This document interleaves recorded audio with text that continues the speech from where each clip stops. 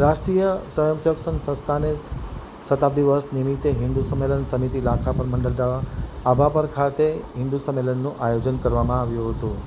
હવે જોઈએ અંજાર આમતક ન્યૂઝ બ્યુરોનો એક વિસ્તૃત અહેવાલ. સંઘ શતાબ્દી વર્ષ નિમિત્તે હિન્દુ સંમેલન સમિતિ લાખાપર મંડળ દ્વારા આંબાપર ખાતે હિન્દુ સંમેલનનું આયોજન કરવામાં આવ્યું હતું, જેમાં વરસામેડી, અજાપર, ખારા પસવારિયા, મીઠા પસવારિયા, સતાપર, સ્વામિનારાયણનગર, માધવવિલા, લાખાપર ગામેથી 2000થી વધુ સંખ્યામાં જનમેદની એકત્ર થઈ હતી.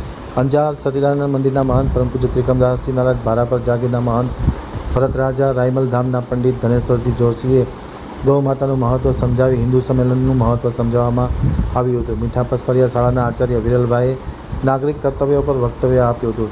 સંઘ સૌરાષ્ટ્ર પ્રાંતના સદભાવ સંયોજક કાર્યકર્તા ત્રિકમભાઈ છાંગા દ્વારા પંચ પરિવર્તનની વાત કરવામાં આવી હતી. સમિતિના અધ્યક્ષ બાબુભાઈ વાઘેલાએ સર્વે પ્રત્યે આભારની લાગણી વ્યક્ત કરી હતી.